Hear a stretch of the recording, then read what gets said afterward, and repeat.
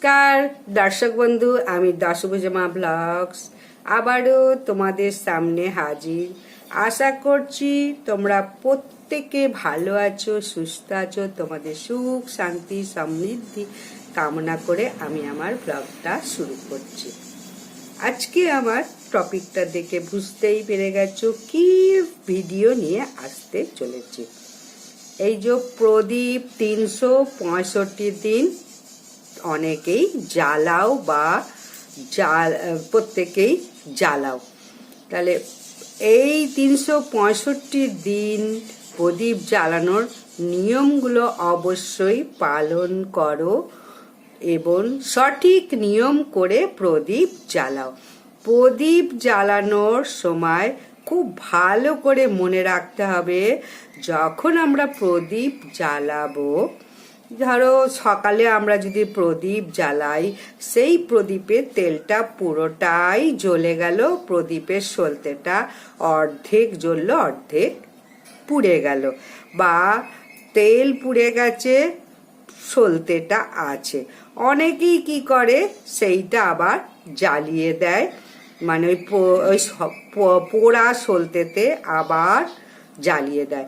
এটা মা লক্ষ্মী দেবী ভীষণ অসন্তুষ্ট হন, মা লক্ষ্মী ভীষণ ক্রুদ্ধ হন। তাই কি করবে, ওই সলতেটা ফেলে দেবে, ফেলে দিয়ে আবার তেলটা ফেলার দরকার নেই, ওই তেলে আবার পোলতে দিয়ে সুন্দর করে আবার বেশি করে তেল দিয়ে জ্বালাও। আর যদি দেখো তেলও পুড়ে গেছে, সলতেও পুড়ে গেছে, প্রদীপটা কালো হয়ে গেছে, তখন সেই প্রদীপটাকে ভালো করে ধুয়ে মেজে পরিষ্কার করে তারপরে মানে ওই প্রদীপ আবার পরিষ্কার পরিচ্ছন্ন করে তেল দিয়ে সলতে দিয়ে জ্বালাও।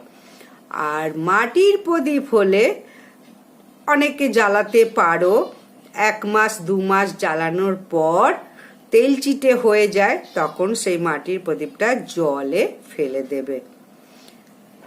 তারপরে আবার নতুন মাটির প্রদীপ নেবে, নিয়ে জ্বালাবে। কিন্তু পোলতে যা কখনো অর্ধেক পুড়ে গেলে সেই পোলতে কিন্তু কখনো আর দ্বিতীয়বার জ্বালাবে না। এটা ঘোর অনর্থ হয় বাড়িতে, মা লক্ষ্মী ভীষণভাবে ক্রুদ্ধ হন। কিন্তু অনেকেই জানো না, এই ভুলগুলো দেখেছি অনেকেই করে থাকো, যে এই যে প্রদীপটা তেলও আছে সলতেও আছে অর্ধেকটা, ওটাই আবার জ্বালিয়ে দিই।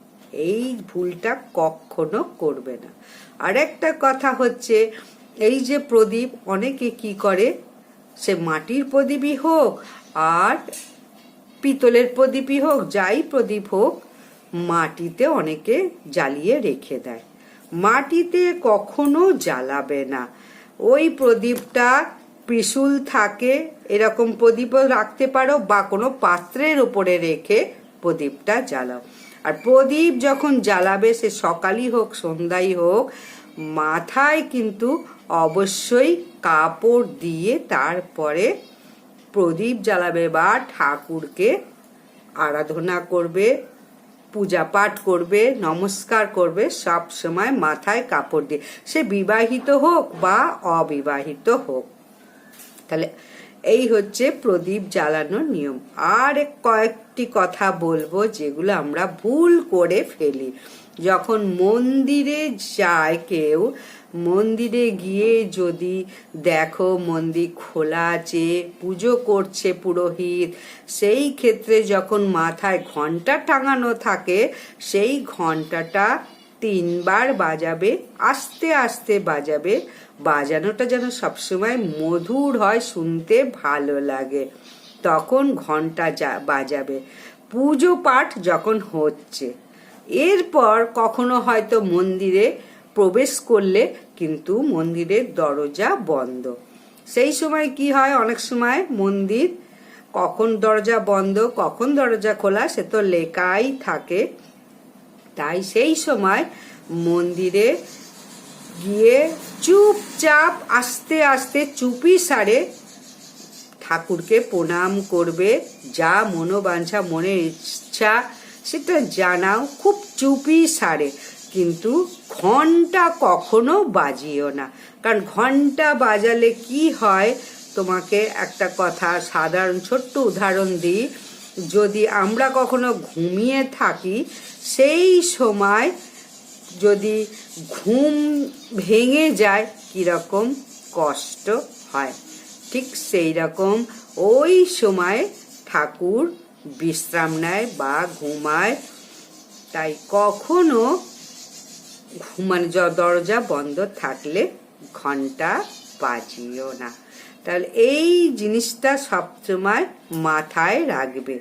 কারণ বললাম, ঘন্টা বাজালে ঠিক দরজা খোলা থাকলে তখনই ঘন্টা বাজাও, 3 বারের বেশি কিন্তু বাজিও না।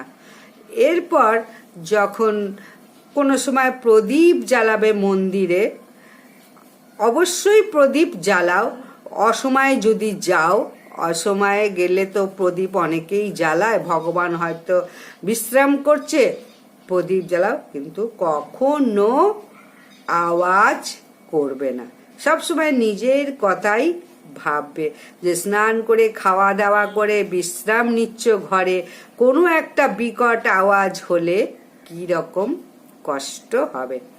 তাই কখনো মন্দিরে যখন ঠাকুর বিশ্রাম নিচ্ছে সেই সময় ঘন্টা বাজাবে না।